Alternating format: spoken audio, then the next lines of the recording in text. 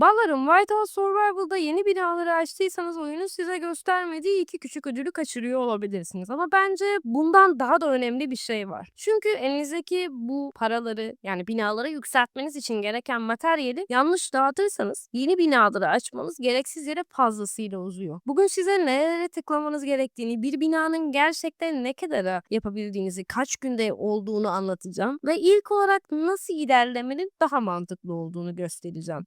Bir de bu sistem free-to-play oyuncular için gerçekten kötü mü? Son güncelleme hakkında neler düşünüyoruz? Bunları anlatacağız.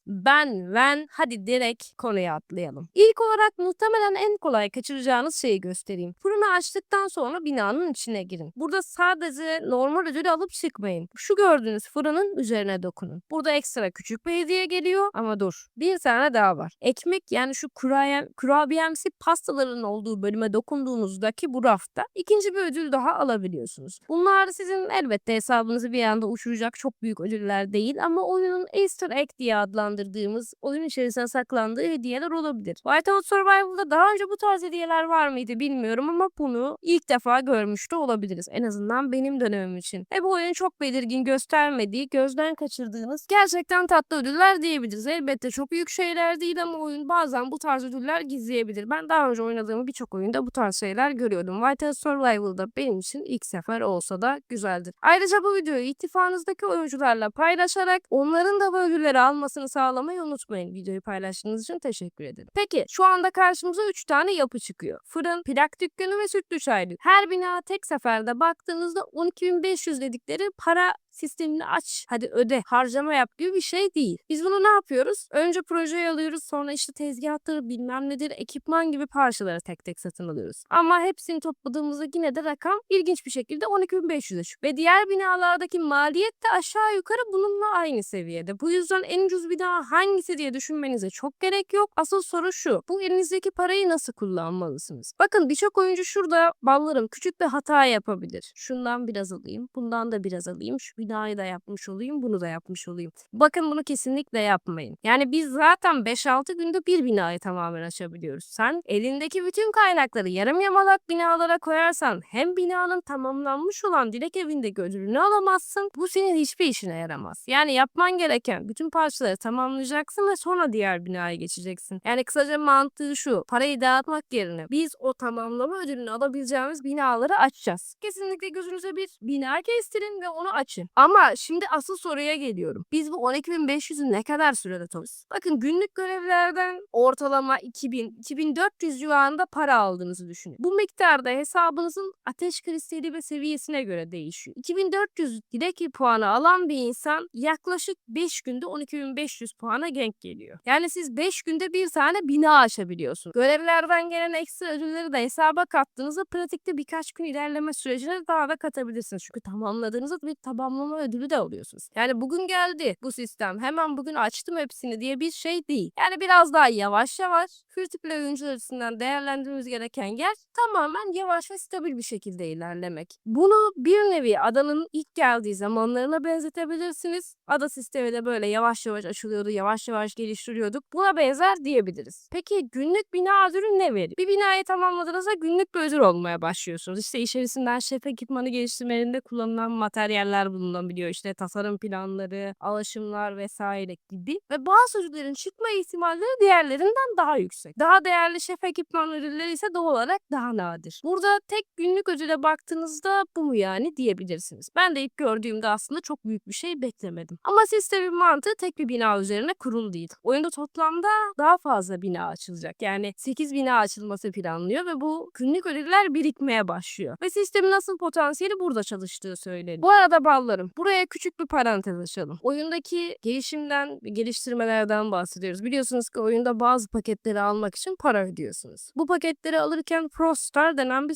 sistem. Froststar nedir? Froststar'la örnek veriyorum. Şu ekran gördüğünüz 250 liralık bir paketi şu Froststar karşında alabiliyorsunuz. 500 lirayı bunun gibi. Eğer Atagame üzerinden sitesine girip baktığınızda Whiteout Survival'ın Froststar'ların indirimli olduğunu göreceksiniz. Kendi oyun şahidinizi girip alışveriş yaptığınızda aynı zamanda bu alışverişi yaparken indirim kodum olan Veni kullandığınızda referansımla kayıt olduğunuzu varsayıyorum. Bunu sakın unutmayın. Yoksa işe yaramaz. Açıklamadaki referansımla kayıt oldum ve alışveriş yaptığım uyguna Froststar alıyorsun. Böylece birkaç paketini bedavaya getirmiş oluyorsun. Aynı zamanda Atagame sitesinde bir çark. Çarkı her çevirdiğinde benim indirim kuponlarım hariç Atagame sana sürekli indirim kuponu ya da şansına bir Froststar çıkarsa Froststar verebilir. Bu çark sistemi oldukça eğlenceli. Harcama yaptıkça size daha fazla ödül vermeye ve daha fazla puanınızın birikmesine teşvik ediyor. Yani dilerseniz Atagame'de sitesinden alışveriş yaparak oyuncu paketlerinizi daha ucuz ve uyguna getirebilirsiniz. Aynı zamanda güvenlidir. Buradan da sponsorumuza teşekkür ediyoruz ve sıradaki videoya devam ediyoruz. Fırından sonra hangi bina? Yani şu an elimizde 2 tane seçenek var. Birincisi plak dükkanı, diğeri sütlü çay dükkanı. Maliyet tarafında çok büyük bir fark görünmüyor ama daha da önemlisi şu aşamada 2 binadan hangisinin uzun vadede daha iyi ödül verdiğini kesin olarak söyleyebileceğimiz yeterli bir bilgi yok. Dolayısıyla size burada Ayşe kesinlikle bunu açın, diğeri kötü ödül veriyor deyip felaket tellallığı ya da yalan bilgi satmayacağım. Benim yaklaşımım çok basit. Hangisine başladıysan onu hızlıca bitir ve bir sonraki binayı açmaya çalış. Ne demiştim? Bir binayı yarım bırakmak yapabileceğimiz en büyük kötülük. Yani ileride ödüller netleştiğinde buna bir Excel tablosu, bir sıralamayla short videosuyla duyurabiliriz. Ama şimdilik hepimizin yapmamız gereken sistem bu şekilde ilerleyecek. Peki şu anda gördüğümüz bu yeni güncelleme yapı içerisinde ilerlemek için doğrudan para harcamamızın bir tutan bir mekanik görmüyoruz. Yani günlük görevlerini yapıyorsun, bina parası topluyorsun, parçaları satın alıyorsun ve zamanla binayı tamamlıyorsun. Yüksek ateş krizleri seviyesindeki hesaplar kabul ediyorum bazı şeyleri biraz daha erken açabiliyorlar ama buradaki oluşan fark şu an için bir oyuncu bunu oynayabilir, diğeri oynayamaz seviyesinde değil. Yani free to play olarak oyunu oynuyorsanız bu sistemi görünce panik yapmanıza gerek. Sadece sabır gerekiyor. En azından şimdilik bu bir yarıştan daha çok pasif bir şehir gelişimi. Bunu bir hikaye gibi eklediklerini düşünebilirsiniz. Peki bu şehir neden bu kadar genişledi? Yani şimdi biraz daha işin ilginç bölümüne gelelim. Yeni alan açıldığında bakarsanız 3 binadan çok daha fazla boşluk olduğunu görüyorsunuz ve zaten ileride daha fazla bina geleceğini biliyoruz. Bize yaptıkları güncelleme fotoğrafta 8 tane tesis gelecek demişlerdi. Bu mevcut 3 yapıda muhtemelen sadece başlangıç. Ama burada çizgiyi iyi ayıralım.